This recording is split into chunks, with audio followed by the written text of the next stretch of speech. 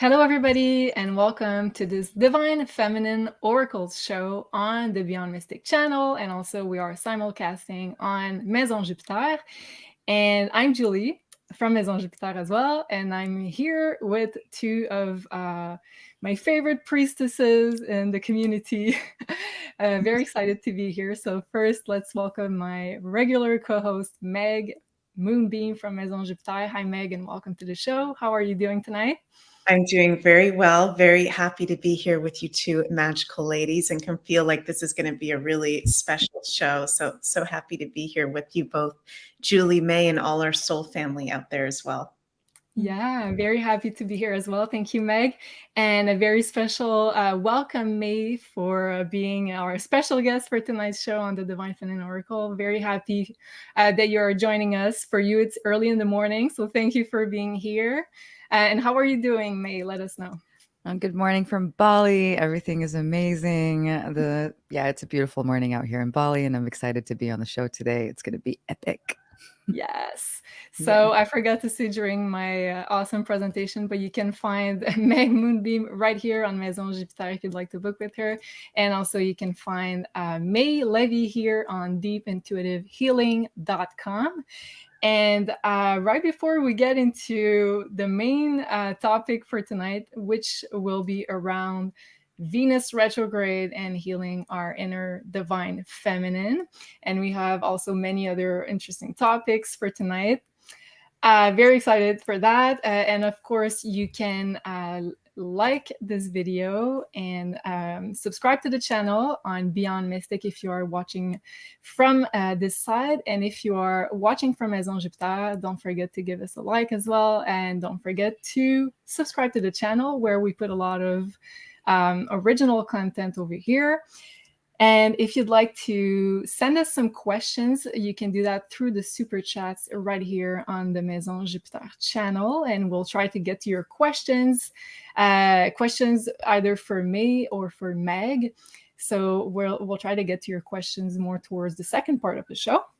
And yeah, so right before I ask you, ladies, some amazing questions, we have a beautiful pyramid from the amazing Carla at Ascension Organites. So tonight we'll be giving away one beautiful Sandra pyramid from one of you lucky supporters in the super chats. So let's listen to what Carla has to say. Hi everybody, this is Carla from Ascension Organites. Hope you're all doing great. Today I have for you Sandra. Sandra was originally a custom order but became very popular on the website. She's made of merlinite, amethyst, black obsidian, white quartz, labradorite, and moonstone, together with aluminum metals and the Metatron cube in silver. So Sandra was made with the intention of helping the journey of the self. So anything that has to do with consciousness, inner work, ascension.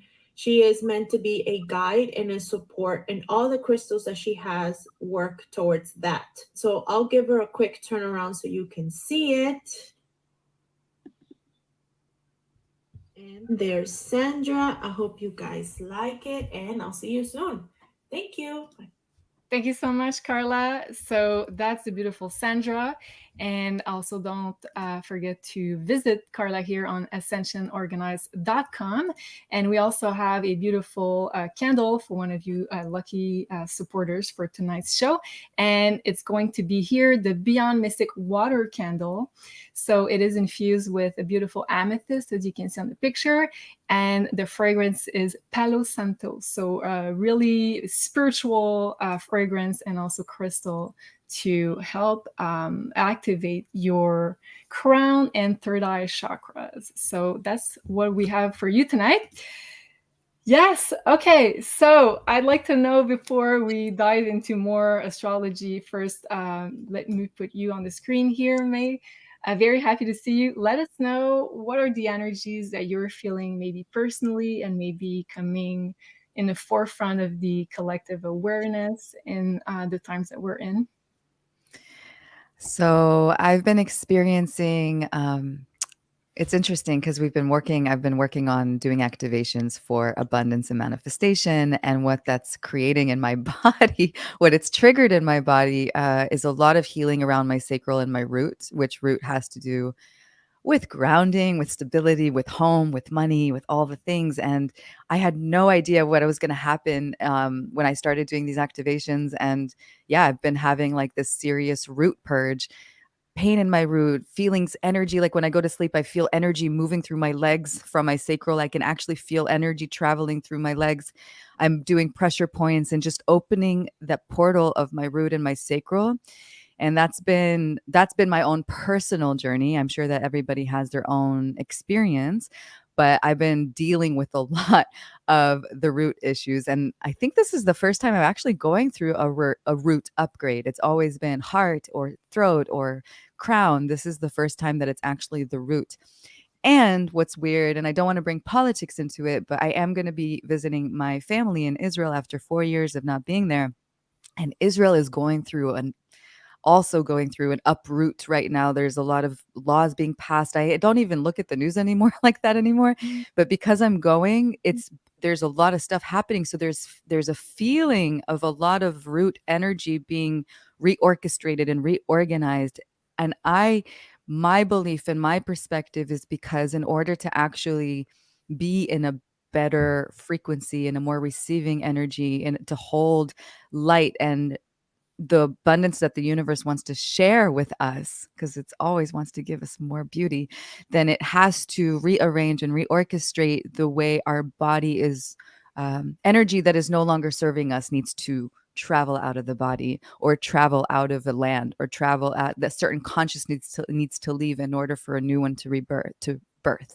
So that has been my journey currently in the past couple of weeks. And yeah, maybe it has a good connection to Venus retrograde. Maybe I would love to know if other people are experiencing it as well. Yeah. Wow. I was going to ask you because your roots are from Israel, right? So you're kind of revisiting your roots as you're revisiting, upgrading your root chakra. So that sounds very synchronistic. Do you think we're holding a lot of, let's say, past generation energy and trauma through the root chakra as well when we're healing it?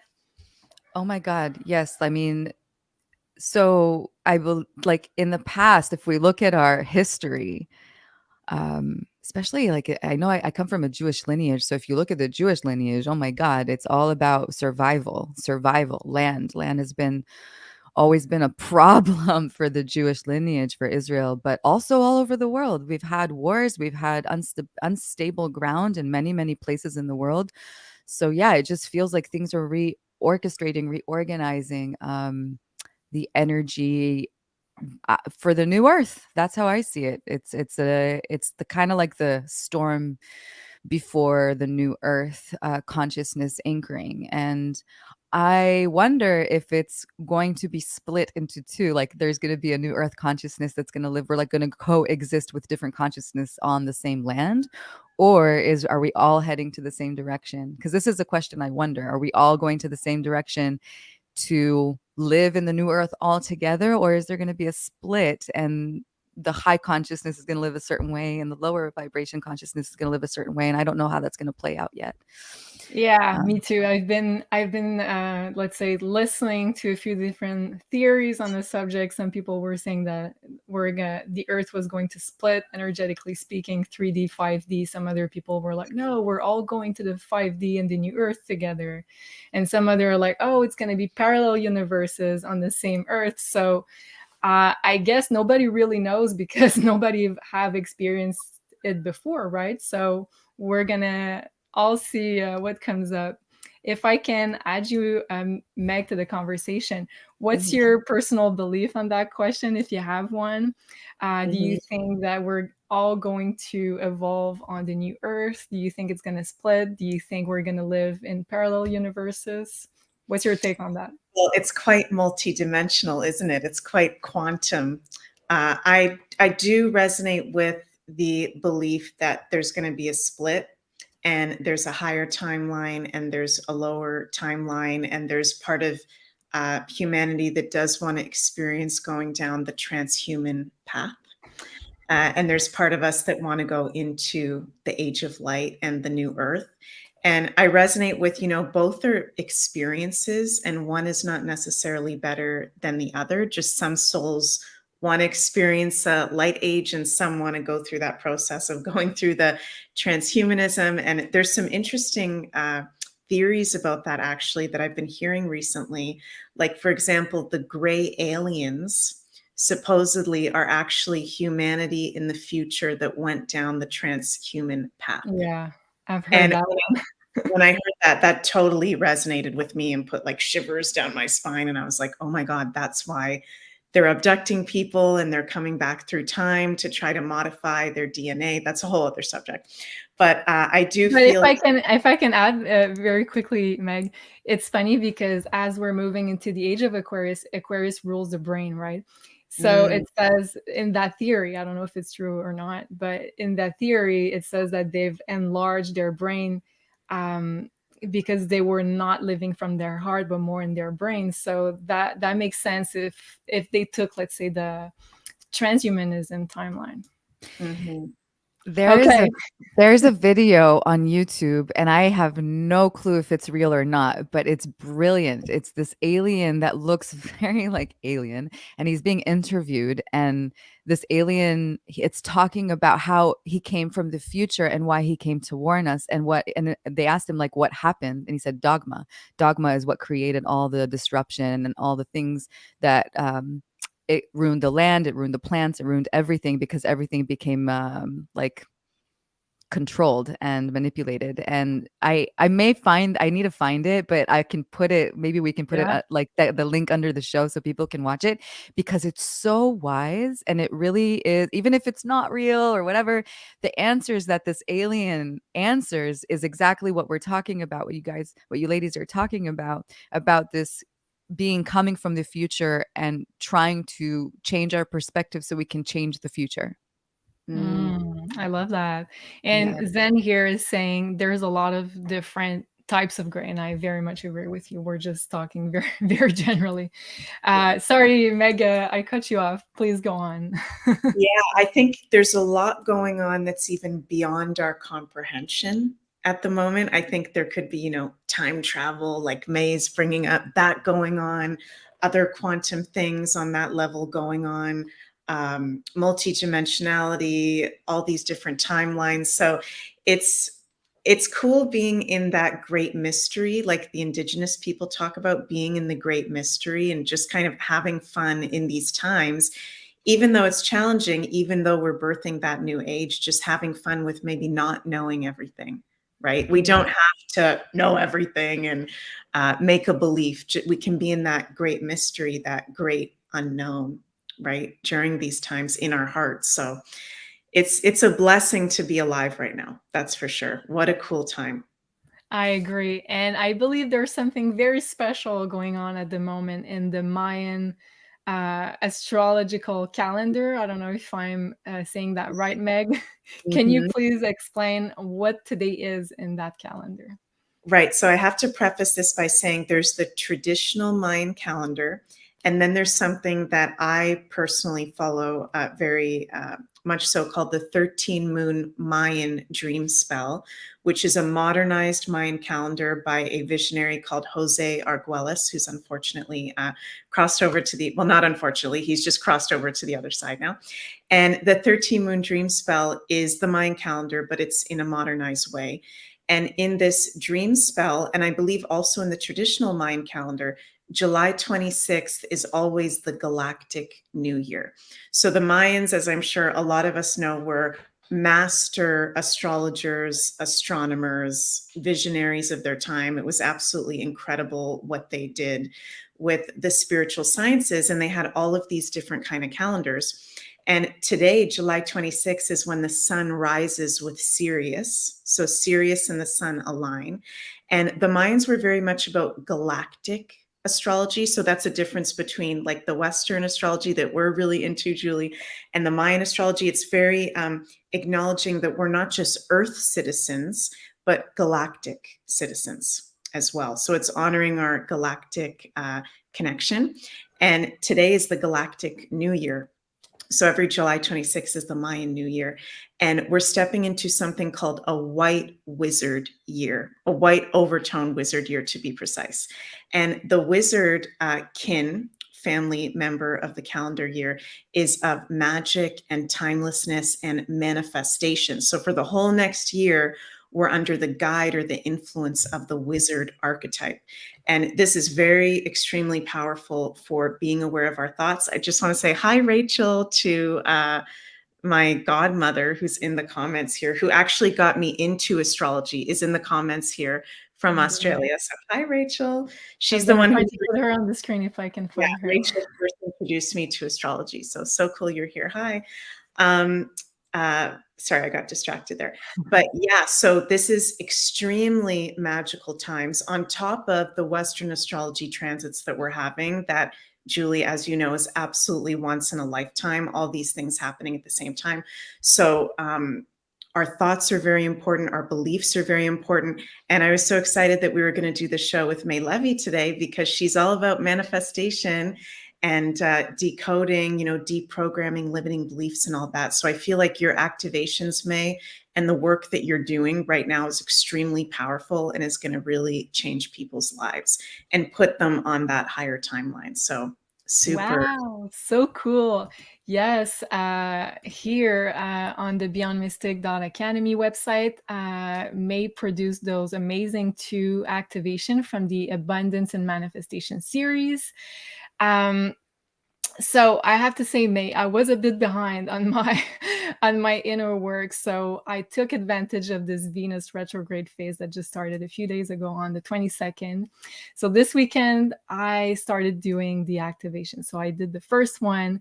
And honestly, I thought it was amazing. Like the work that you put in there, and you took the time to really deconstruct our beliefs around money one by one, to replace them with a positive affirmation regarding money, to really change our pathways and the way we use language around money. I thought I was absolutely powerful. So I said to all the Beyond Mystic team, I sent an email. I was like, you guys need to do it because it's so powerful. Everybody needs to do it. So can you explain a little bit of the importance of that? And I know you're not necessarily super big on astrology, but like the importance I feel of doing that during a Venus retrograde, which is all about taking the energy of Venus, which is self-worth, money, abundance, our relationship to money as well, and turning it inwards. So like we start manifesting with our own energy. So can you explain a little bit, May, here, the importance of the work that you've put here on those activations? Yes.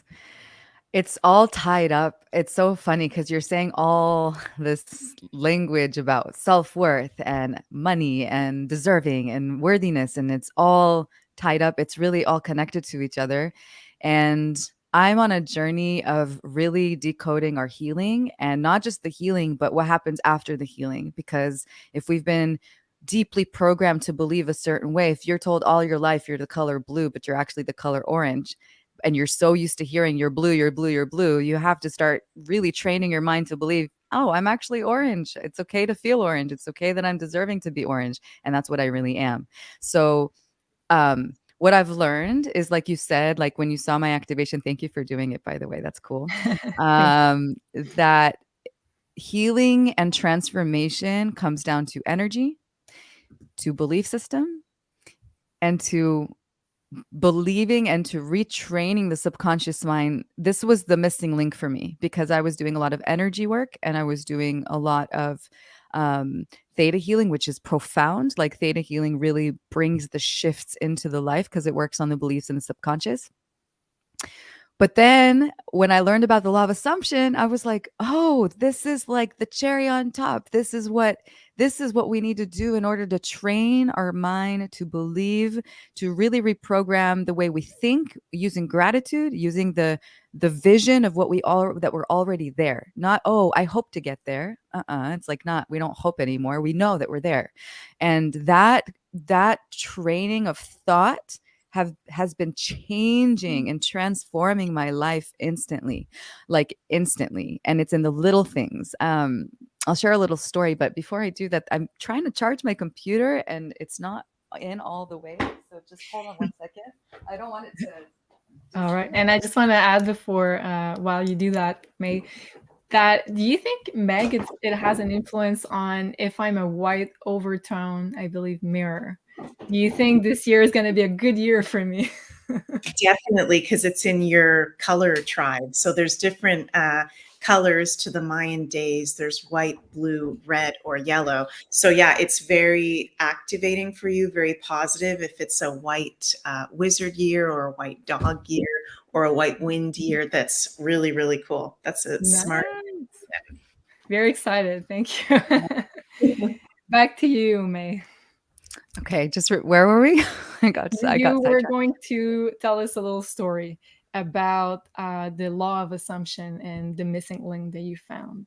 Okay, well, I'm gonna share a little. I've been going through a really deep healing with my mother, and my mother has been having a certain way of communication during the years. When she gets triggered, she used to pull back. That's her way. She used to pull back and kind of not talk to me. And it could go on for a month or two. Mom, I love you. But, we're all learning our triggers and how to deal with it.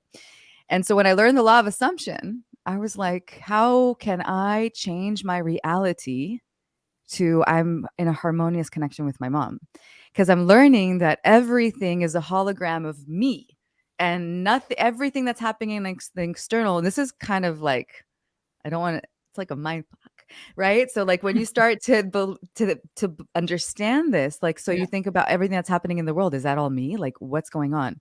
Mm. So I did a little practice. I started meditating and seeing my mother coming to me, apologizing to me, and getting help to work on her issues. I mentioned this in another show. My mother was an orphan, and that comes with a lot of, feelings of betrayal and abandonment during your life. And I don't wish this for anyone. And I have a lot of compassion towards my mom and her path and how she was raised. And so instead of like getting triggered myself from, I would just sit with it and send a lot of love to my mom. But I started visualizing that my mom is seeing herself in this, seeing that she's, dealing with her triggers in an unhealthy way, getting help and working on herself. And after a month, she came to say she was sorry and that she started taking theta healings from another teacher and getting help. This has never happened before. So for me, I was like, wait, did I just decode something? Like, can I do this Wow. with everything? And not only that, I was listening to meditations about self-worth. And I've been doing it for like almost 3 months. I've been listening to meditations every night about self-worth, about abundance, and all kinds of people from my past, like 10 years ago, people that I would date 10 years ago suddenly came and like opened their heart to me, that I broke their heart or they were in love with me, and all kinds of interesting things. So I'm just sitting here playing with the quantum, right? Just playing with meditations and my vision, playing and really practicing visualizing what I want, feeling into it, feeling gratitude and seeing it birth into reality, and just eating popcorn. I'm like, wow, what did I hack here? It's just, for me, I hacked something, and Mm. I'm excited to see where else this could go. Like, yeah. So that's currently where I'm at. I call it the quantum playground, because I've been playing with the quantum playground. And if we could do this with one mind or with one consciousness, what happens when we gather 1,000 people and start visualizing peace together, or start visualizing, earth healing, because our minds create a reality. And so we can go to such profound depths with it if we start doing it together as a collective. Wow. Yeah. So beautiful, May. And I'm curious, did you notice something different, let's say, regarding Venusian topics recently in your life, or for the people around you, let's say regarding money, love, relationships, self-worth, self-love? Did you notice something coming up a bit different than usual? About love. Well, it's tied up to worthiness, right? Love is worthiness. If the more you feel worthy for love, the more it's going to come to you, right? The more you feel worthy of abundance, the more it's going to come to you. I've been spending, I'm not going to lie, I've been spending a lot of time by myself. I have not been in social gatherings very often in the past 2 months. I've been going very, very, very deep with my own journey and doing like a lot of work with people. So it's hard for me to really say what's going on out there. I can only reflect on what's going on within myself. And these are the things that I've been working on, is the self-worth, being worthy of love. Like I said, like if we talk about lineage, if my mother came from a place of abandonment, that's her past. Like we really are mimicking, we are the evolution of our parents, and we're here to change that. So I've had to work very, very hard, or I don't want to cancel that. Not very, very hard. I've been putting my energy and my time in a fun, loving way to reprogram my subconscious and myself to be deserving of love for myself and the abundance, and while teaching other people the same thing. And I can say that I've been getting emails from many different people that are sharing their experience since they've been doing the abundance manifestation, and since we've been reprogramming the beliefs. And I created 2 meditations on YouTube that are based on the law of assumption and gratitude, and they've been listening to it, and they're sharing all kinds of wonderful things with me, that things are happening in their life. They're feeling different. They're in this new world, because really, once you start to reprogram and change your belief system, you're up leveling, your consciousness is up leveling to a higher vibration. And then also you can bring in more of this love, beauty, and love can be, Venus is love, right? But love is many, many different things. It's not just relationships. It's really the connection with yourself. And the love that I'm experiencing, I'm currently single, and I'm also not seeking outside of me. And I've been teaching myself pleasure. And pleasure for me is love. And it's that self-love. And these are the questions. What gives you pleasure? What do you enjoy doing? And for me, it's a lot of self-care, self-soothing, choosing healthy foods, choosing to move my body in sensuality, singing, dancing, moving my hips, doing things that bring sensuality into my body and my life, while clearing my body and we're doing my work. And when all that is in movement, you start to be a magnet. But the magnet, this is where the trick is. You need a magnet what you're consciously training your mind to believe. So if somebody is in a lower vibrational thought of victimhood, they're going to bring more of that experience into their life. And if somebody's in a higher vibrational of love and abundance and deserving and worthiness, then all these gifts, that reflects that. So you start magnetizing that. So you really have to be very careful and very aware, the practicing awareness of what you are putting your energy into. What are you birthing in your subconscious and your imagination? And what are you feeling into? Because their feeling is what's going to create that reality. It's the feeling that births it out. So if you consciously practice to believe positive, grand, amazing things, then you're going to magnetize that to you. And then feeling that and being grateful for that, the gratitude should come naturally. But if you're not used to being grateful, practice gratitude affirmations. Fake it until you make it, because there's a lot of people that are not in that frequency. So you can train yourself to be. Such a good point. Such a good point, May, because, well, you described perfectly actually what Venus retrograde is all about, I think. And I'm gonna have you, Meg, also comment on that in just a tiny bit. Venus retrograde is all about taking back the qualities of Venus, which is love, money, abundance, good relationships, and turning inwards. So really starting with, what do you value? What brings you pleasure, as you said? And instead of focusing on changing things on your exterior, you focus on yourself, on your frequency, on what are you emitting. And I feel like Venus retrograde in Leo is all about being in the frequency and joy of love, and staying there, trying to maintain that frequency to be a magnet, as you said, May. But it all starts with also healing maybe sometimes some self-worth issues, because this is where I think is the root cause of a lot of, let's say, deficiency to attract any form of abundance that we'd like to. I have a little slide that I prepared there for that Venus retrograde. And I feel like those Venus retrograde lasts 40 days in total. So I know this is a very biblical number. A lot of you have mentioned it last time. So from July 22nd to September 3rd. So here, reevaluating where we spend money, where we invest our time and energy, because those are our resources with our energy.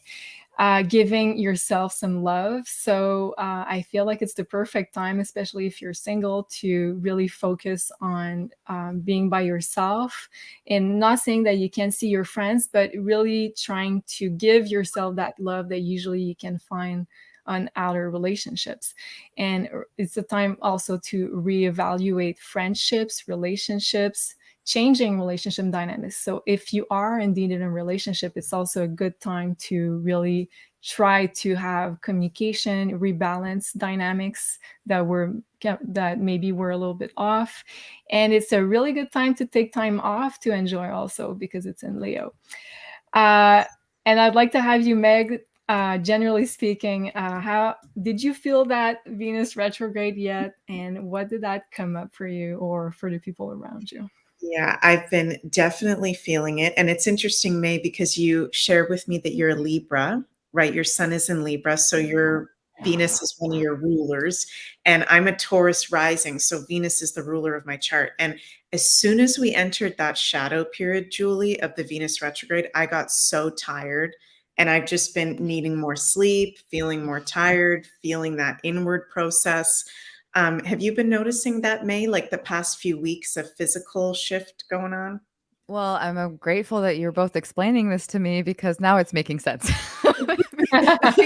Because I've been going, I'm like, what's wrong with me? I always want to, I'm tired. My body, the root, there's pain in certain areas in my root and my hips. And it's just been like this ongoing journey. And the more I'm purging and clearing, a lot of emotion is coming up, and I'm feeling a lot of stuff, and I have to remind myself, oh, it's this purge, it's this thing, it's the recalibration of the manifestation, the portal of abundance and manifestation, because there needs to be an opening for that. So it's actually all on point and all on time. And I love hearing when you speak about astrology, because I'm like, oh, that's why. And can I just mention real quick, also, you just told us before going live that your Venus is in Virgo, which is all about healing the physical body as well. So depending on where your natal Venus is, when it goes retrograde, I believe like those themes come up even more for healing. I don't know. Do you agree with that, Meg? Yeah, totally agree with that. Totally. Ever since I've been coming to Bali, sorry, it's been about my body. It's been about healing the body. I've done a lot of work around energy, and suddenly, like, I'm in this phase of really understanding what my body needs, self-care and healing the body. And sorry, Mike, for cutting you off, but I think that's inseparable. And I think a lot of divine feminines that have been doing the work are now more focusing on the body and healing the body, because it's like the vessel that needs to hold all this light. Yeah, definitely. For sure, the physical body is like a main key element, especially if you have Virgo placements. And I have a Virgo sun, so I do know about that. Sorry, Meg, you were saying right before. I just want to ask, have you ever looked, May, at your astrocartography? Have you ever heard of that before? I have, on ley lines. Yeah, like your planetary lines of the world map, because it's interesting to see what will be going on with Bali for you.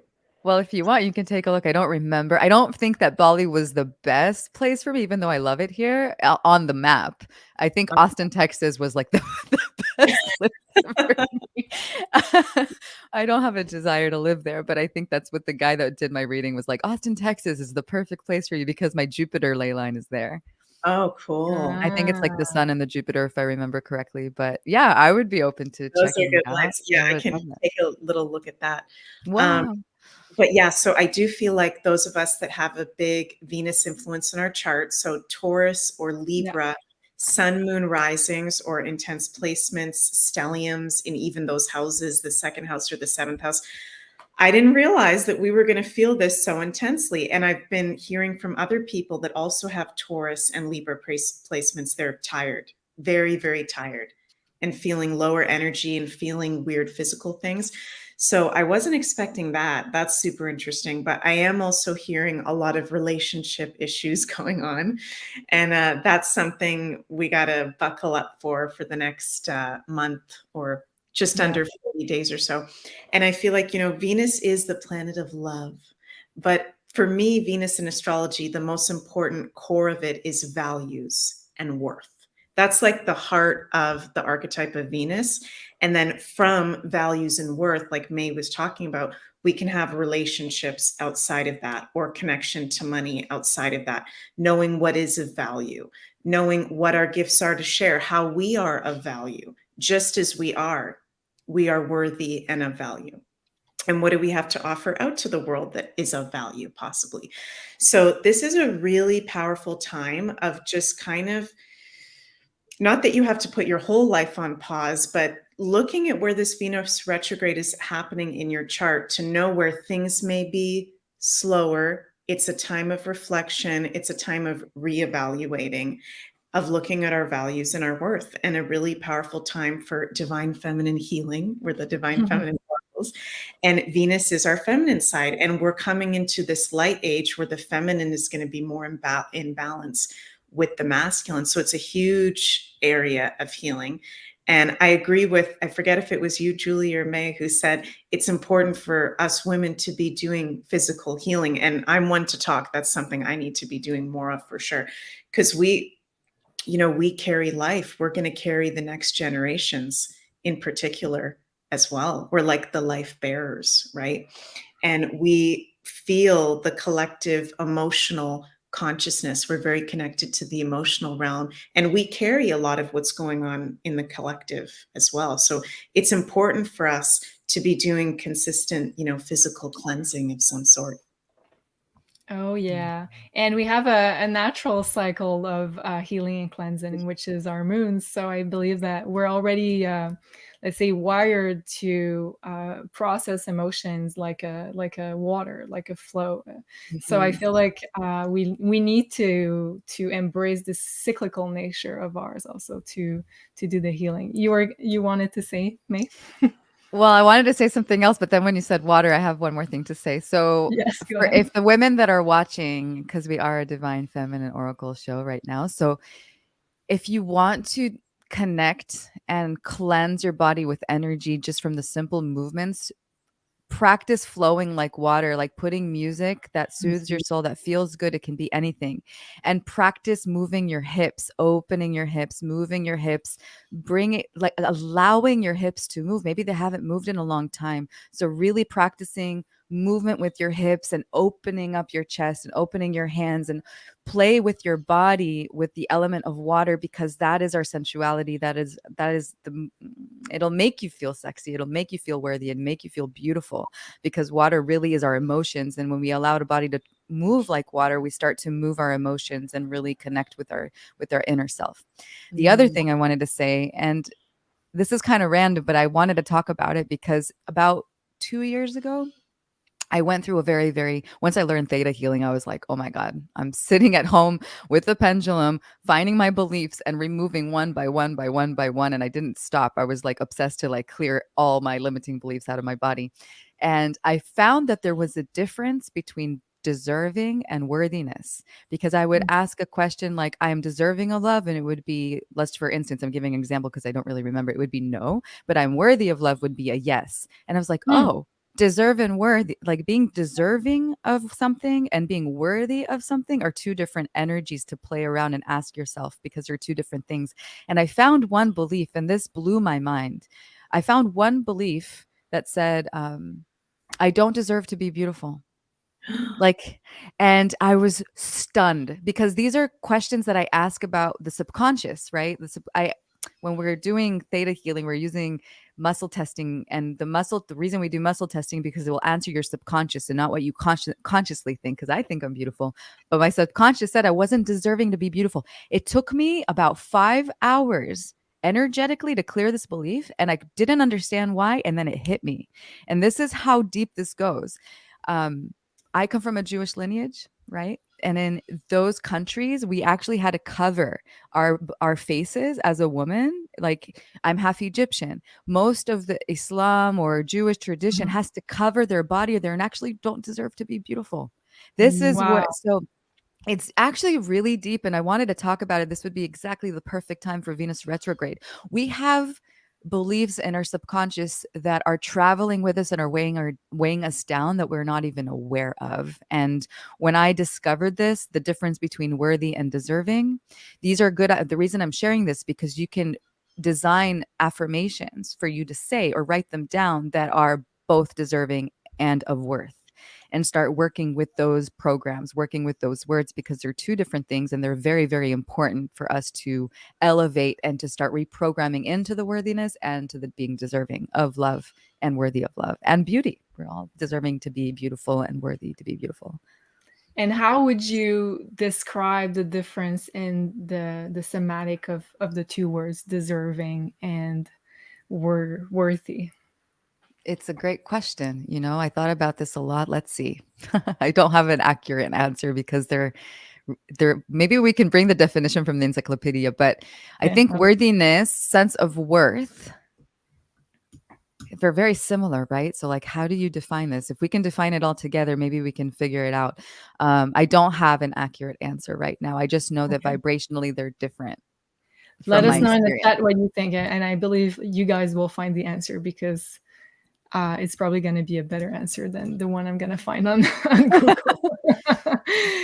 Okay, so let's wait. I'm going to wait for your comments in the chat. Can I just say, it's interesting because listening to you, May, there's something about the word worthy that just energetically to me feels more like, makes me want to sit up, and sit like I'm worthy. Whereas deserving feels more, it feels like a relaxed word energetically. So it would be interesting to know, like sometimes I have my South Node in Gemini, so sometimes I'm a nerd for words.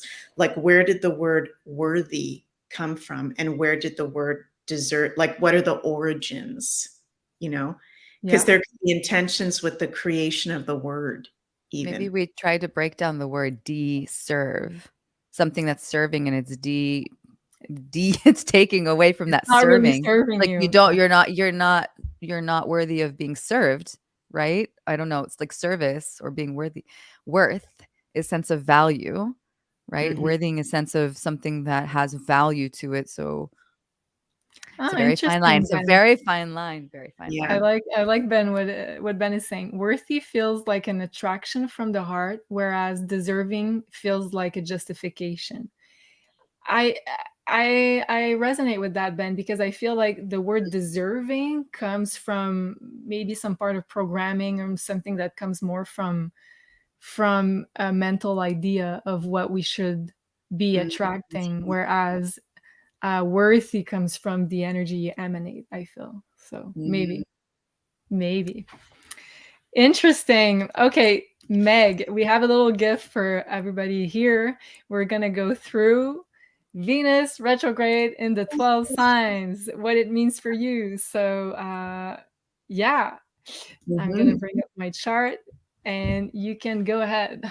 Yeah, so we're going to go through each of the signs here. So if you have an Aries rising or sun, this Venus retrograde is going to be happening in your 5th house. And the 5th house is about creativity, love, romance, fun, the inner child, and children. The 5th house is the house of Leo. Leo rules all those things in astrology.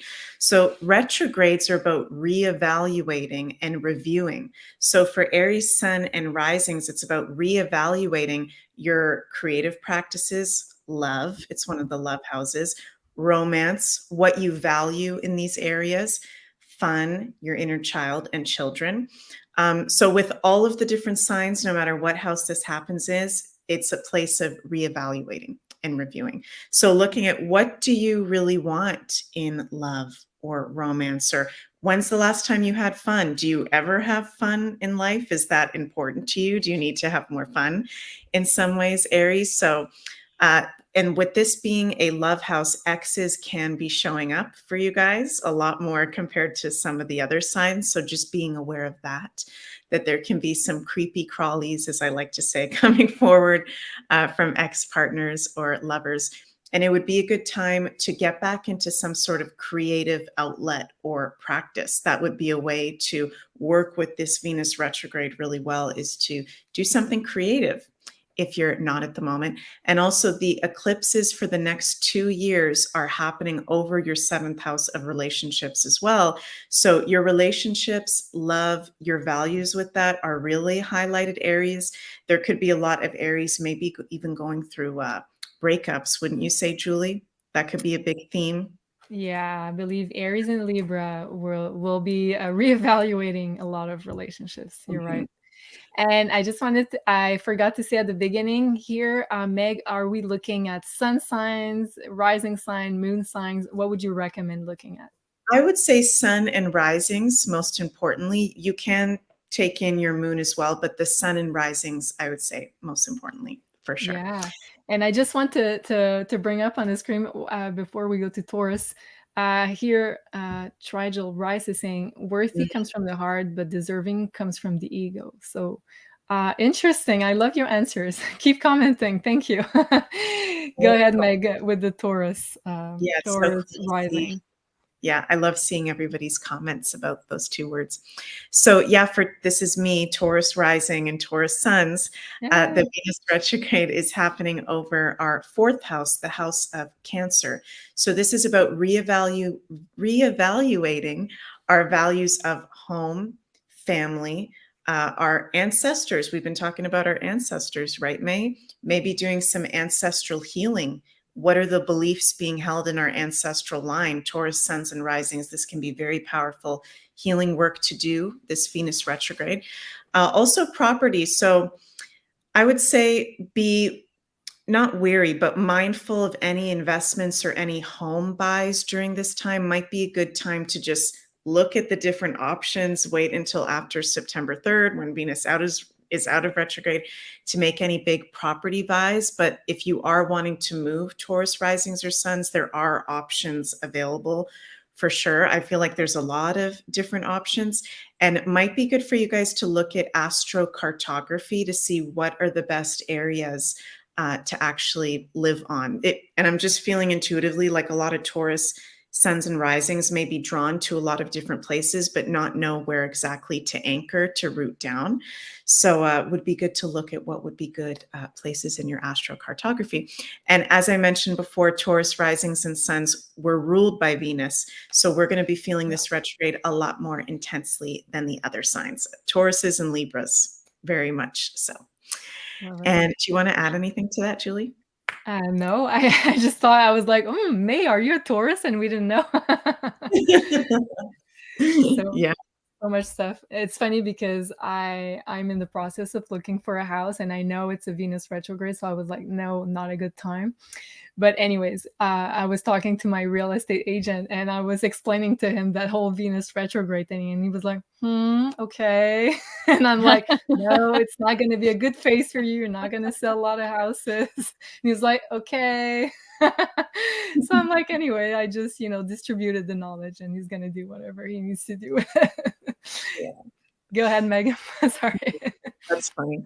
Yeah. So for Gemini suns and risings, this is going to be really potent for you guys because this Venus retrograde is happening in the 3rd house of Gemini. So your home house. And I'm sorry, guys, I think I made a little bit of a typo here. It says reevaluating of and being very aware. Let's just forget about where it says and cautious of Aries. Reevaluating and being very aware of the things Gemini rules: communication, contracts, social media, learning, siblings, friends, local neighborhood, vehicles. These are a lot of very important things because Mercury is a personal planet that rules a lot of important things. So Gemini, be really aware of your surroundings during this Venus retrograde. Communication, there could be communication breakdowns happening. It could be very like Mercury retrograde, like for Gemini suns and risings, I feel like. So just speaking clearly, being aware of any contracts you're signing. Might not be the best time for you guys to sign contracts, to be honest. Okay, I would wait until after September 3rd. And be aware of what you're posting on social media, because there can be a lot of emotional possible posting going on, or unmindful posting. Maybe you want to take a social media detox. That would be a huge deal for Geminis. Hey, Julie, to take a social media detox. I don't know if they can do it, but I don't know if they can do it. Yeah, but that would be really good for you guys to do. And so it's reevaluating your values of communication, friends, your local neighborhood. What kind of neighborhood or area do you want to live in? What is of value to you?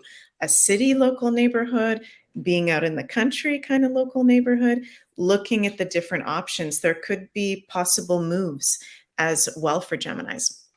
And also, vehicles are ruled by the 3rd house.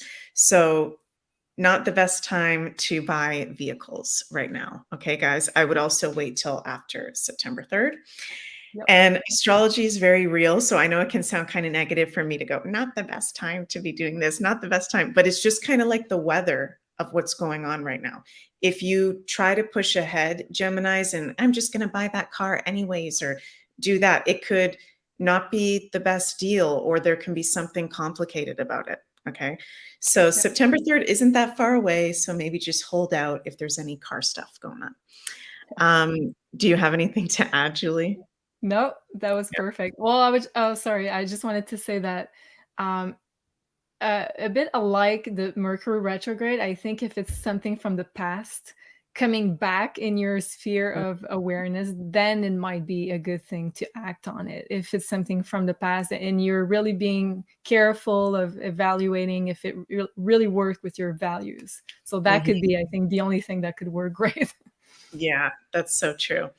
And for Cancer, suns and risings, this is really interesting because this Venus retrograde is happening over your 2nd house, which is the house of Taurus. And Taurus is one of the 2 signs ruled by Venus. So Cancer, suns and risings, if you're listening to May and you're like, oh, this activation abundance course sounds so interesting. I'm feeling drawn to that. Should I do it? Should I not do it? Yes, this is a purchase that would be good for you to make, because the Venus retrograde is happening over your house that rules money and values and everything we've been talking about, and resources. So even though it's not the best time for you guys to make big purchases, okay, it is a good time to go within what we've been talking about, to do inner work regarding to your values and abundance in particular, okay? And you can be reevaluating what resources do you want to have. Spirit's showing me you guys might want to do a whole house clean out. There may be possessions that don't resonate with you, clothes that don't resonate with you, things that you hold of physical value that don't resonate with you anymore. This is a big deal, I think, for you Cancer, suns and risings. So yeah. I love it. And yeah, so for Leos, the Venus retrograde is happening over the 1st house. So this is very important for you Leos, because you Leos love to look good, which there's nothing wrong with that. You want to be presentable and shine as a Leo. And this 1st house is physical appearance and the body. So be very, very mindful, Leo, suns and risings, of any cosmetic or body procedures during this time. Maybe wait until after September 3rd if you ever do things like that. Okay, you could maybe want to experiment or reevaluate what is your personal style. What kind of hairstyles do you like to do? What kind of, if you're a woman, makeup do you like to wear if you wear makeup? Very much about the 1st house is physical appearance, body, self, and also being seen. So being mindful where you're being called to be seen, okay? This might be a good time for you Leos to go within and do a little, also maybe little social media detox, little break, take a little behind the scenes break, I think would be a good time. Would you agree with that, Julie? Yeah, very much. And even though it's falling in my 12th house because I'm in the late degrees of Leo on my rising sign, so I would be more like the Virgo, the next one you're going to talk about. If we use whole sign, this would fall in my 1st house. So I'm feeling this very much. Yeah. Mm-hmm. I feel like I need to put some more focus on my body, on my inner harmony. So yeah, I'm feeling this very much. Mm-hmm. Yeah. And if you guys, Leo, are feeling like, I just want to be out there, I want to be seen, I want to put myself out there, doing physical exercise is ruled by, you know, partially the first house, Aries. That could help you to work off some steam. If you really do care about beauty and you do get cosmetic procedures, I don't know, just coming up with a silly example, a lot, and that's frustrating you, doing physical exercise to work off any frustration with this Venus retrograde would be good. Yeah. And yeah, for Virgo suns and risings, this is really interesting because this Venus retrograde is happening over the 12th house of Pisces. And the 12th house is the house of spirituality, behind the scenes work, healing, the healing arts, and foreign long distance travel and sacred sites. So Venus is about, this is interesting because in the shadow side, Pisces rules illusions and not seeing things clearly. The 12th house can sometimes be foggy, okay? And there's a planet going retrograde over it. So I wrote down here, Virgo suns and risings, be very honest with yourself on relationships, with love and money, and speak with trusted people to help see things clearly. Because when we've got a lot of Piscean influence going on, sometimes it can be hard to sift through, okay, what's real, what's not? Is this a healthy relationship or is it not? So for you guys, I think it would be good actually to talk to friends or people that you trust about what is going on. Because it can be very even dreamy. 12th house rules dreams. So you can feel like you're kind of walking around in a dream some of the time, Virgo suns and risings. Really good to do spiritual work and to also go behind the scenes and do healing work as well with this Venus retrograde. Such good points. my trusted advisors, I have to say, are Meg and Sophie. So every time I'm like, I'm not sure about something, I'm calling both of them. Yeah, and about like I was going to make an offer right before Venus went retrograde on a house. And I told my agent, wait a minute, I need to talk to my tarot reader before I answer. He's like, okay, yeah, go talk to your sister. It's fine. Yeah. Wow. But yeah, on a more serious note, I'm feeling this, if ever you guys are like me and it's falling in your 12th house, it's the perfect time to do something that's going to, let's say, invest in yourself, in your the way you see things in your relationship, but it starts from you. So doing the activation to change your relationship to money is a big one. So that's why one of the reasons why I decided to do it this weekend. I'm gonna follow up with the second, and then I'm also gonna start the chakra healing course by May Levy. So we're gonna talk this one in just a few minutes. But I feel like if you have a lot of 12th house influence right now in your chart, this is the best thing you could do for a Venus retrograde. And then it's like a retrograde is a slingshot energy. So you go back to go further ahead and a lot quicker with your manifestation skills. Yeah. That is such a good point, Julie. I love that visual. Cool. So now it's May's sign, Libra, suns and risings. This Venus retrograde is happening over your 11th house, which is the house of Aquarius. And this is very interesting. This is the house that rules groups, social events. So it's funny, May, that you brought that up. Groups, social events, networking, friends, goals, and dreams. So again, Libra, this is one of the Venus ruled signs, Libra and Taurus. So you guys are going to be feeling this a lot more intensely than the others, can be feeling more tired than usual. Venus is inviting you in this retrograde to reevaluate your friendships and your networks and the groups that you're associated with. And what are your values in these areas? And those areas of life, are they in alignment with your values at this time? Okay. Interesting that it's goals as well. So this could be a really good time to actually do like goal setting work, Libra, suns and risings, and just even play with that. What are some goals that you would like to do? Play with what feels good, maybe sit with writing down goals. And after September 3rd, you could do some kind of ceremony or intense work to really call those goals in after sitting with them. Does that make sense, May? Does that resonate? Yeah, definitely. I feel like like I said, I'm going through this very internal journey and just asking myself questions like what gives me pleasure? How do I want to like enjoy the things that give me pleasure in life? And I think they're changing, like I'm changing. And so I'm reevaluating what gives me pleasure. How do I enjoy my life? How do I spend my day? How do I not touch my phone so much and read a book instead and do it in nature and watch a sunset? You know, how do I navigate my day and enjoy life to be more present with it? Has been my practice. Yeah. That's beautiful that you say that too, because Venus does rule nature and Mother Earth in astrology. So I feel like what you just brought up with putting the phone down and maybe reading a book or going in nature, that's good advice for all of us guys right now. That the phones and all that I know they can be addicting, but can throw us in all these different directions outside of ourselves when it's a time to really be within.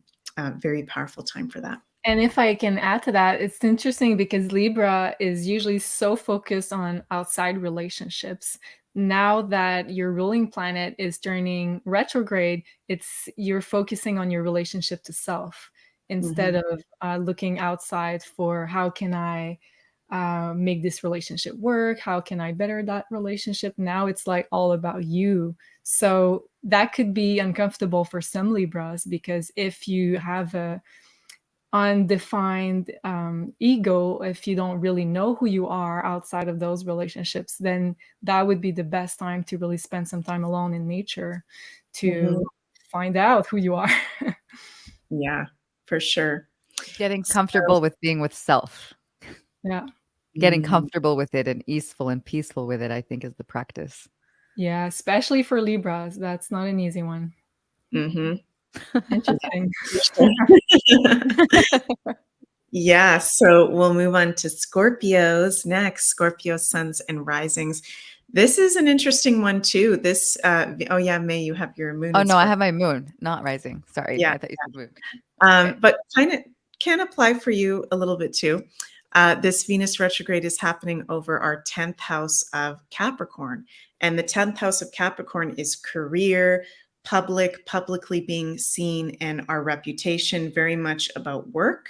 So this is interesting. There can be, I'll just be honest, some kind of maybe setbacks going on with work. There could be some weird things going on with work or career. So it's important, Scorpios, to be honest with yourself about what's going on. If you're feeling something weird in your work situation or your reputation, us Scorpios, we love our secrets and we love keeping information to ourselves. So if you're scared of something being revealed about yourself, or there's something you don't want to reveal, maybe you want to talk to some friends about it. Open up, Scorpios. Don't be afraid to get vulnerable with people around you and ask for some advice. And it's a good time for career planning. Professional and love relationship dynamics are really being highlighted because Venus is the ruler of Scorpio's 7th house. So I know that's a little bit technical, but if the love life is feeling a little bit funky right now, Scorpio, whether you're in a relationship or not, that's actually normal with this Venus retrograde because Venus is the ruler of our 7th house. So if you're having more arguments with your partner out of nowhere, or there's something weird coming up, that's okay. It's coming up for a reason. There's some medicine to be shared around that. There's something to work on. So we don't want to poo-poo whatever's coming up. We want to look at it straight in the face and feel, why is this coming up? This Venus retrograde is not trying to screw with us. It's trying to get us to actually be more in alignment with the pleasures and enjoyments of life, because those are things that Venus rules. So reevaluating career, really looking at our professional and love relationships. And it's okay if there's unknown feelings having to do with love, or like I said, arguments with a partner, or stuff going on with that can be normal, or with someone that you're working with. It is going to pass. It's a little bit, I would say, intense for the Scorpios. Would you not say that, Julie? Yeah, it seems with the Scorpios around me. Yeah. Yeah. I agree. So hang in there, Scorpios. It'll be okay. Hang there. Yeah. And Sagittarius, Saggies, this is really cool because this Venus retrograde is happening over your ninth house, which the ninth house is the house of Sagittarius. So like the Geminis, this Venus retrograde is happening over the house that you rule in astrology, your sun or rising sign rules. So I feel like you guys could feel this Venus retrograde more intense than some of the other signs as well. The ninth house is the home house, I said, of Sagittarius, and it's our beliefs, foreign travel, higher education, teachers and guides, and publishing. Interesting. Publishing books, publishing music, whatever needs to be published. So reevaluating and reviewing beliefs, doing belief work can be really good, Sagittarius. Foreign travel. Do you think it would be a good time to travel for Sagittarius, Julie? I do actually. I think, yeah. I think especially for something that is going to be healing for you, in the end, is going to be super positive.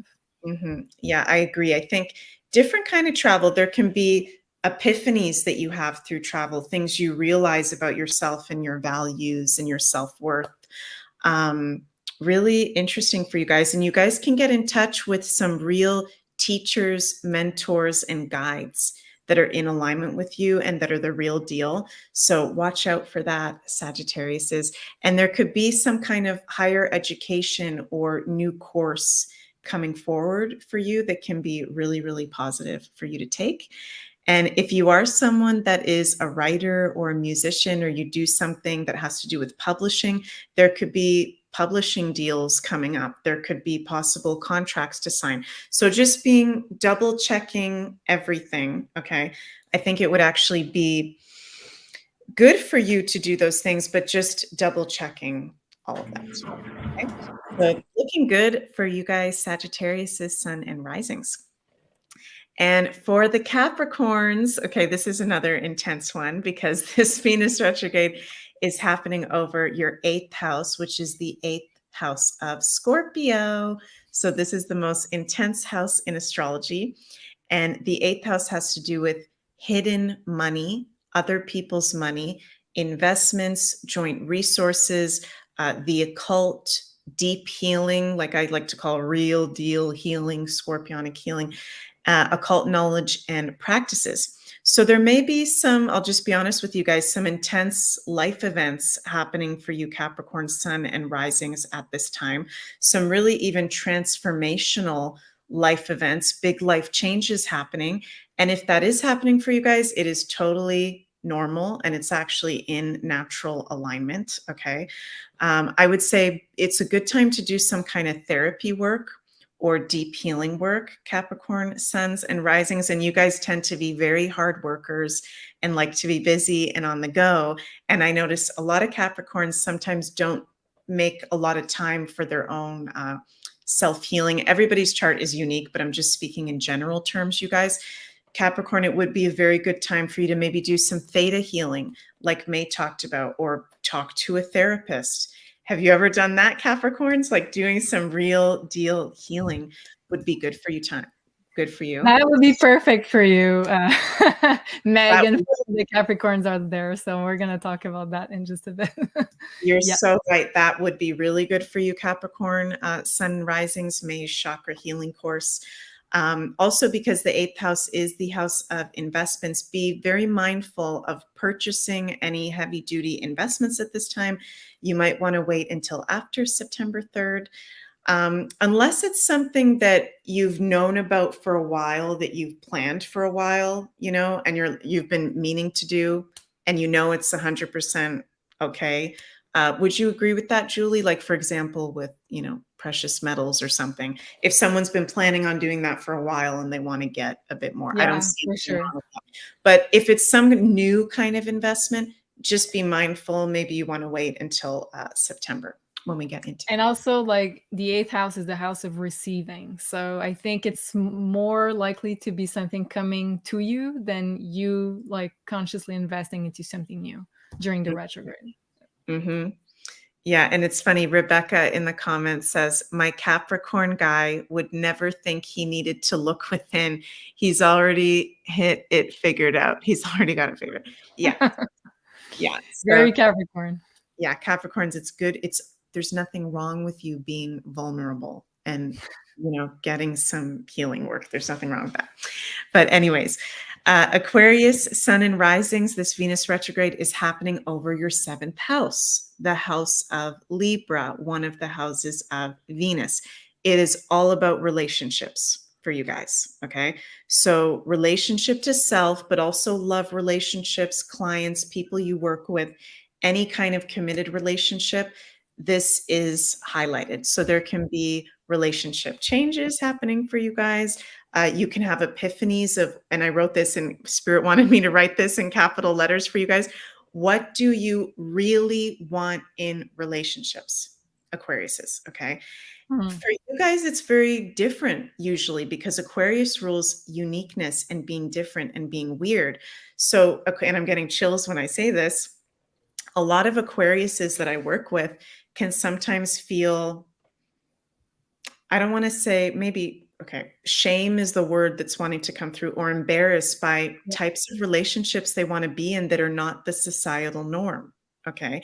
But if that is because you guys rule breaking the conventions and not the societal norms. So if you want to be in, just using a silly example, like in a, well, not a silly example, but a different example, an open relationship, or you want to be in a relationship with, 4 other people, these things that are very Aquarius, if that's what's going to make you happy, and that is actually something of value, that is what you really want. And I know that's a really random example for me to use, but Aquarians, you're very different than all the rest of us. Or if you're like, you know what, I want to be with someone who is an inventor of a technology, that is the thing I want in a relationship, I can't get it out of my head, I've always wanted that, then that's what you value. You're tuning into your soulmate. It's okay that not everybody else feels that. That can be a big issue for Aquarius, is they can feel really different from the people around them, because a lot of you guys are ahead of us, Aquarians. Okay. So you're like these future people living in the current times we're in. So really reflect on, what do you actually want in relationships? It's okay if you want things that are really different. That's okay. And it's okay if you don't want things that are really different, whatever it is.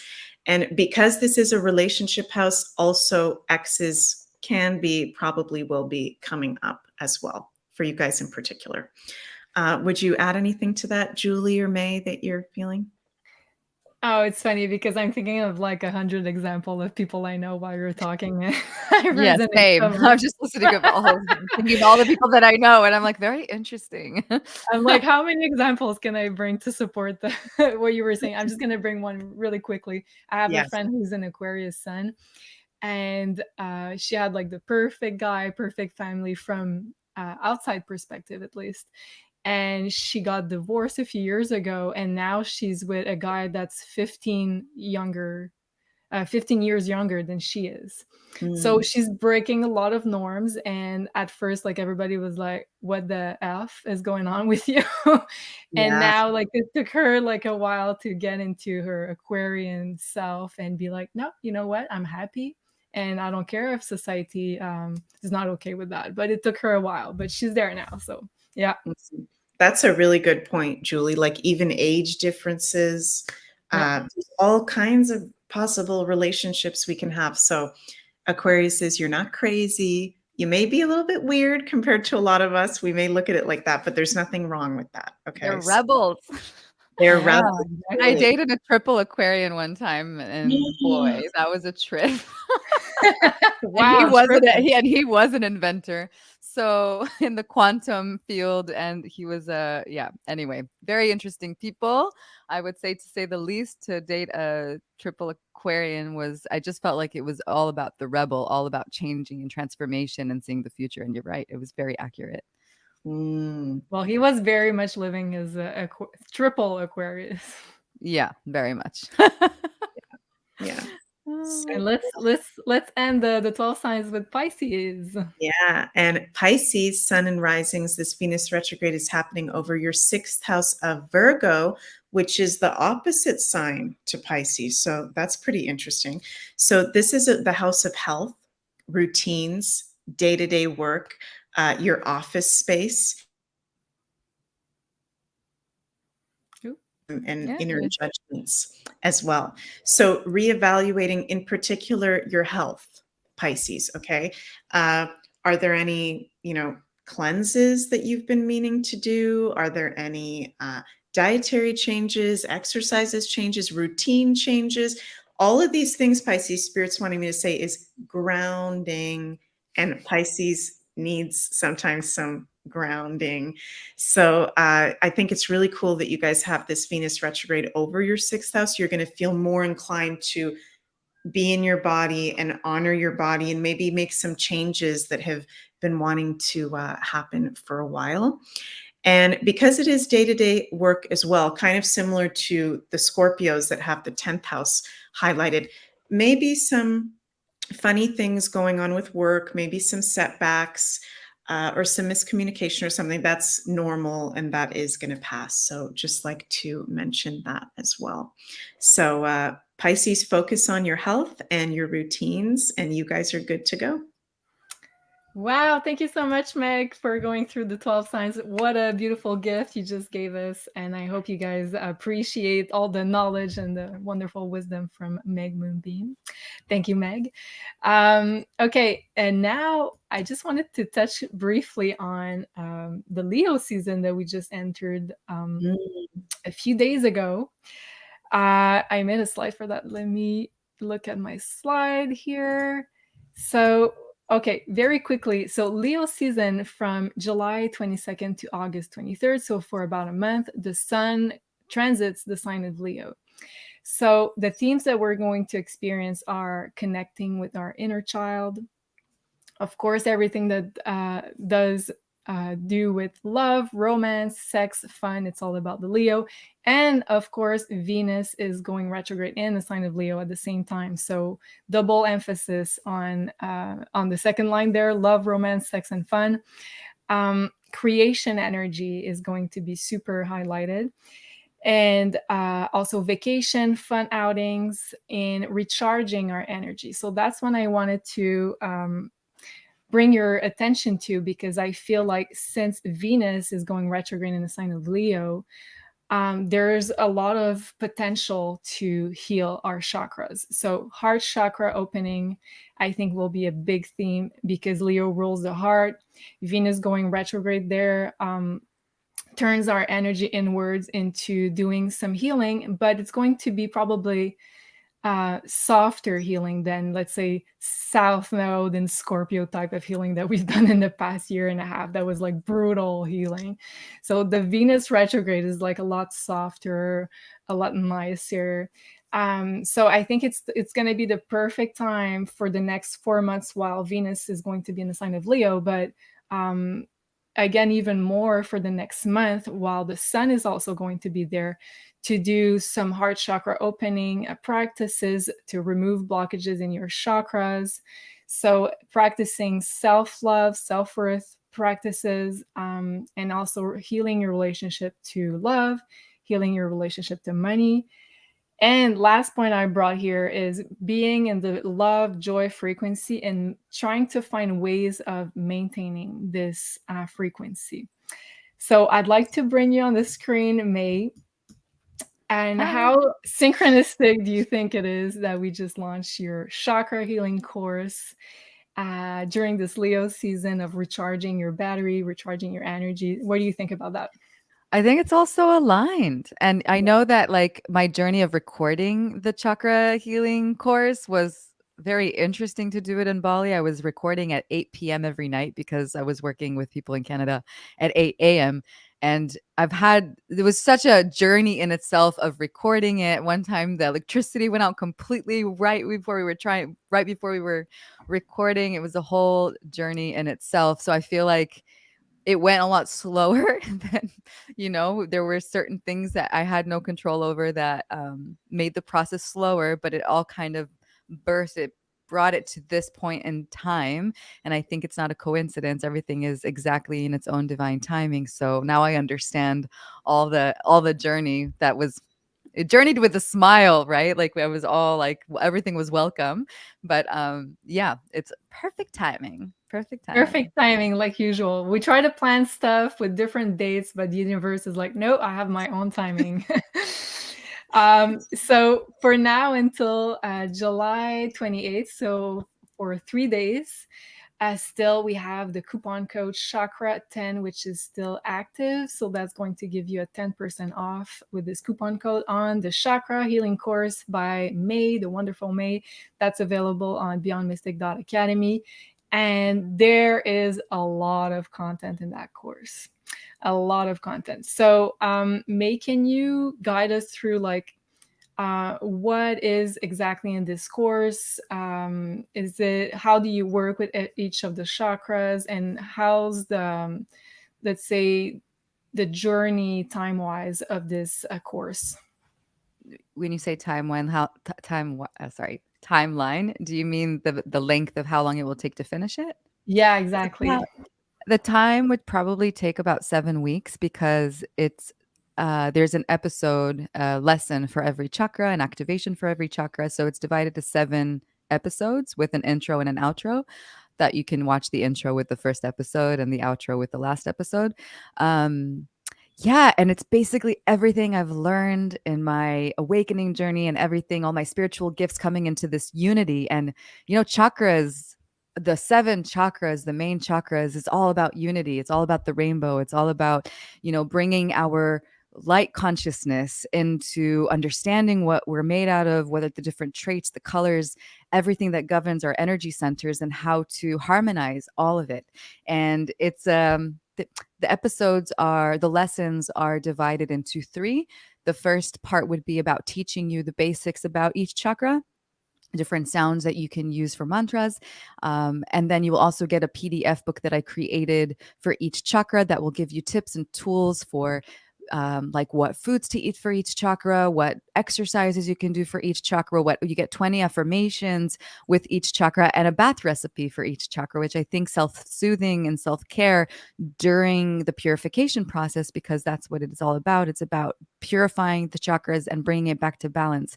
And so the second 2 parts of the lesson or the episode would be, the first part I said it would to be teaching about the chakra. Then you have theta healing, that would remove limiting beliefs associated with that specific chakra, and then downloads to bring new beliefs into the chakra. And then the last part of it is a light language activation, which is an activation to remove stuck emotions, stuck energy out of your chakras, and then bring in the light to repair and to bring healing into that chakra.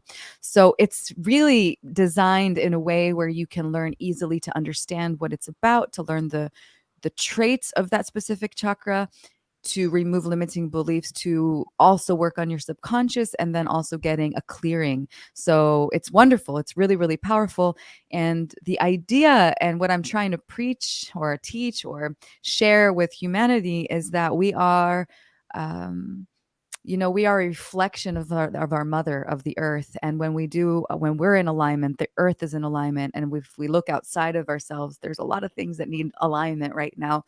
So when we take responsibility for our life, for our emotions, for our healing, a lot of things start to shift in our own world. And if enough people do that, like, our own world starts to go in a higher consciousness, a higher vibration of love. So the more people that will be aligned with their chakras, the earth is going to rise into a higher consciousness, and we're going to start creating the new earth together. That's really where it starts.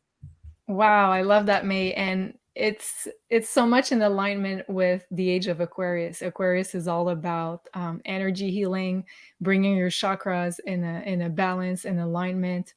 And I have to say, I'm looking at Lakeside's Laura's comment of all the little hearts and colors, different colors of the rainbow. And I've been seeing rainbows for like every day for the last 2 weeks. So I was wondering, like, why am I seeing rainbows everywhere all of a sudden?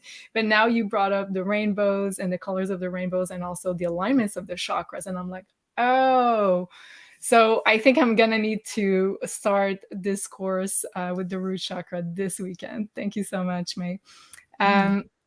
Meg, I'd like to ask you both for final words of wisdom, guidance for, let's say, the next week ahead, or the next 40 days ahead with the Venus retrograde phase. What would be your best guidance for everybody listening, either from yourself, from the cards? What would be the best guidance you could give everybody watching? I'll pull some cards. Yay! Yay. I Yay. feel like it's important to be aware that we're going to be entering what us astrologers like to call retrograde city coming up soon, Mhm. where most of the retrograde city, yeah, where most of the planets are going to be retrograde. Wow. When is that? Believe is it end of August, beginning of September, Julie? Gonna I check my chart think right Wow. as I'm because talking. Mercury's going to be going retrograde August 23rd to September 15th. Jupiter is going to go retrograde as well. So it's retrogrades are review and reflection. So it is normal if you're feeling to go more within, you guys. So I'm going to ask, how can we work So with yeah, I'm seeing August is probably gonna be the peak of it. August, September, yeah. Wow. Oh my God. So I just asked, how can we work with these energies right now that are calling us to go within? And we got the 12th house of Pisces behind the scenes, going within the rainbow, the chakras. I Wow. love it. So perfect. You How can't make this stuff synchronistic. up. You cannot make this stuff up. And Cancer, emotional healing, home, going within, private life, being home, cooking, nurturing, doing healing work, and tension. So there, I feel like this is acknowledging there is collective tension going on. Okay. So it may even be a part of, I feel like, being able to best serve humanity at this time is maybe we don't need to be so much out at these events. It was interesting what you were saying, May, that was resonating with me. It's a time of like being within, being strong in your own energy and your values and your goals and your mission. And there will come a time in the coming months where we can be more out there and it's more in natural alignment. This is all saying, do the work, go within. Yeah, use this time as best as you can. Yeah. Wow, Cool. thank you so much, Meg. I love that. Mhm. And right before I jump to you, May, I'd like to remind you, everybody, that you can also book a personal reading either with Sophie, with Meg, or with Kristen. That's on maisonjupiter.com. One-on-one consultations. And don't forget also Beyond Mystic in one word for 10% off your next booking. Wow. Okay, that was crazy with the rainbow and the colors. I just can't believe like how synchronistic everything seems to be. May, what would be your best guidance to go ahead in this period of time? What downloads have you been receiving? What's the best guidance you can offer everybody watching now? Well, it's a combination of everything we've just been talking about. It's reprogramming your sense of worthiness and deserving, like to feel deserving and worthy first, like really work on that. There's the chakra course would be perfect place to start because that starts from the root. It really does start from the root and goes all the way up to the crown, teaching you about who you are, how you can navigate during this time, how you can use specific chakras to bring the best abundance and the best gifts into your life, and how to work with tools for manifestation. I talk about manifestation as we go into the higher chakras and how we can really utilize our own inner being to bring the best results to our lives. And then there's also the manifestation and abundance program activations that I've been working on, and also those affirmations, the law of assumption meditations that I created on YouTube, that you can combine forces and start working on manifesting and bringing abundance. And basically, I think the first episode was removing 63 limiting beliefs related to money and scarcity and abundance. And then you also get 62 beliefs downloads to replace them, that will bring the right beliefs into your body related to these issues, to abundance and manifestation and wealth. And then the second one was downloading new technology, new frequency into the body to hold this this high vibration of abundance that we're tapping into. The earth is tapping into higher vibration, and so our capacity to receive more abundance and more light into our body. And also closing, what else did I do? I removed vows, contracts, and agreements related to scarcity and abundance that we have within ourselves, and also closed receptors in the brain for scarcity and poverty, and open new receptors for abundance and wealth. So all amazing things. So just pick and choose what rocks your boat, what you feel like you need the most.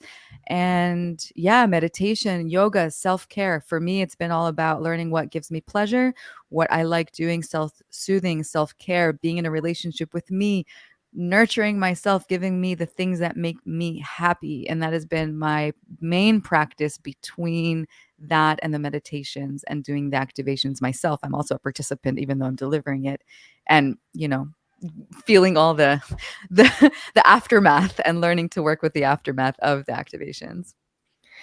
Wow, yeah. And just as you said, I feel like this is the perfect period to, as Ben is saying right here, invest in yourself. So either with the activation, with the chakra course, May, I'm like May, Meg, which one is it? Meg, Meg, you were pulling the 12th house card, which is so synchronistic because 12 house is all about spirituality and your practices that you do to connect more to your higher self, to source. So doing some stuff behind the scenes. And remember, this is a slingshot energy, so it might feel like it's slowing down, but as you invest in yourself, you're going to see the results of this investment right after Venus goes direct on my birthday on September 3rd and onwards. I just want to say you'll manifest. Yes, I just want to say that when you invest in yourself in these kinds of practices that have to do with energy and clearing beliefs, you're going to manifest everything 10 times fold back easily, because your manifestation skills are going to be like off the charts and your vessel is going to be clear. So you're just going to magnetize naturally to you instantly. That's happened to me when I did my theta healing course, and I've learned it was during COVID and I didn't really want to like spend that much money. And my teacher told me you're going to manifest everything back. And I did 10 times fold. It was a month later. My life changed. So just letting you know that's just invest in yourself and the magic will start happening afterwards.